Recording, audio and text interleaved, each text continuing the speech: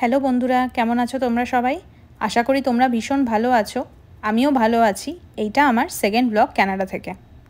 আমার সেকেন্ড ব্লগটা স্টার্ট করার আগে আমি প্রথমেই বলতে চাই, আমার ফার্স্ট ব্লগে তোমরা আমায় যেভাবে সাপোর্ট করেছো, যেভাবে লাইক আর কমেন্টস করে আমায় জানিয়েছো আমার ব্লগটার ব্যাপারে, আমি সত্যি বলছি আমি ভীষণ খুশি হয়েছি।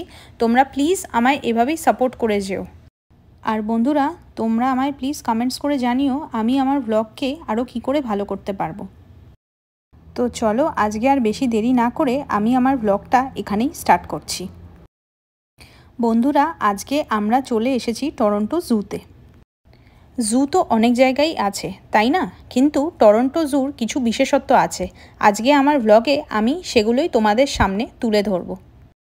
আমরা এবার জুতে গিয়েছিলাম জুয়ের 50 বছর পূর্তি উপলক্ষে। জুটা কিন্তু প্রথম খোলা হয়েছিল 1974 সালে।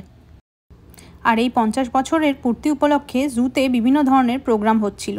যেমন ঠিক তোমরা সামনেই দেখতে পাচ্ছ, একটা বিদেশি ব্যান্ড বিভিন্ন ধরনের গান বাজনা করছিল। আর এই সামনে যে সবুজ ঘরগুলো দেখতে পাচ্ছ, এগুলো হচ্ছে অফলাইন টিকিট কাউন্টার। আর একটা খুব ভালো জিনিস বন্ধুরা, এখানে কিন্তু জুতে মানুষরা তাদের বাড়ির পোষ্যদেরও নিয়ে আসতে পারে। এটা নিয়ে এখানে কোনো বাধা নিষেধ নেই। আর এখানে কিন্তু অনলাইনেও টিকিট কাটা যায়। আমাদের যেহেতু টিকিট কাটা ছিল না, তাই আমরা এখানে কাউন্টার থেকে, মানে এই সবুজ কাউন্টারটা থেকে টিকিট কেটে নিলাম। জুতে একজনের টিকিট প্রাইস হচ্ছে 51 ক্যানাডিয়ান ডলার, ট্যাক্স সমেত। আমাদের কিছু ডিসকাউন্ট অফার ছিল বলে টিকিট প্রাইসটা একটু কম পড়েছিল। এবার আমরা জুয়ের ভেতরে প্রবেশ করছি। এই জুটা অনেক বড় জায়গা নিয়ে তৈরি করা হয়েছে। আচ্ছা, আমি বলতেই ভুলে গেছিলাম, আমাদের টিকিটের সাথে এই জু ট্যুরের গাইডটা দিয়ে দিয়েছিল। টরন্টো জু কিন্তু কানাডার সবচেয়ে বড় জু।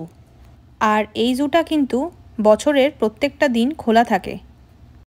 এবার আমরা এগিয়ে যাচ্ছি জুয়ের অ্যাকচুয়াল কাউন্টারের দিকে, যেখানে আমাদের টিকিট ভেরিফাই করে আমাদের জুয়ের ভেতরে এন্ট্রি করতে দেবে।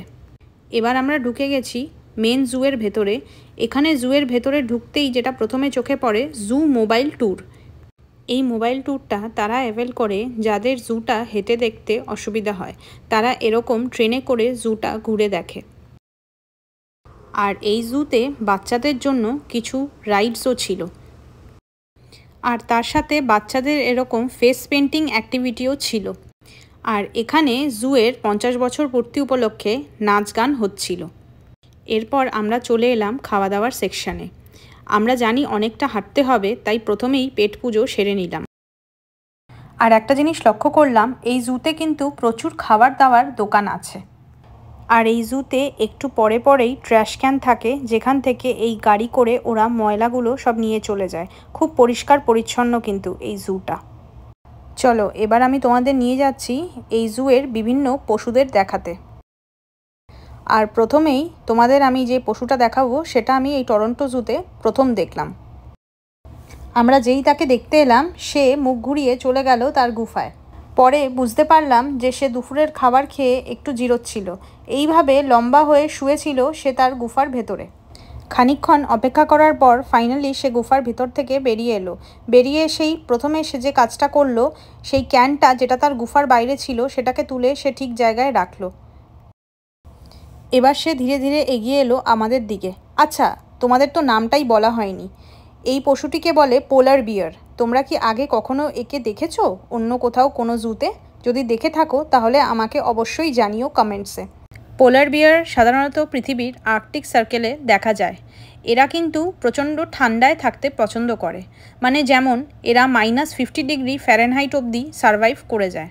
আর এরা মাংসাশী হয়।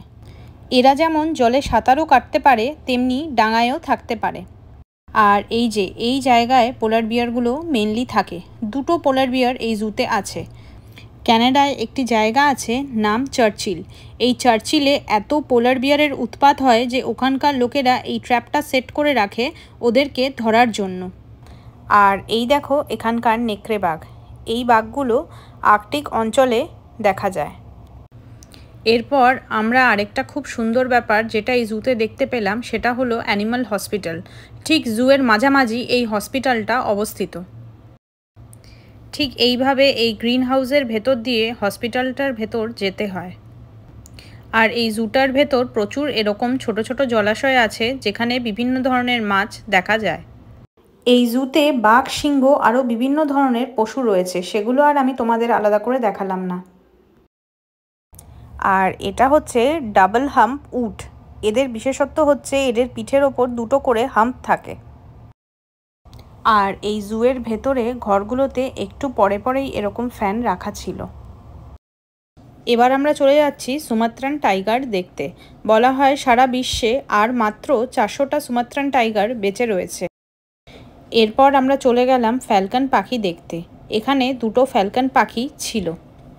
আর এটা হচ্ছে আফ্রিকা সাভানা জঙ্গলের বিশেষ পশু হায়না।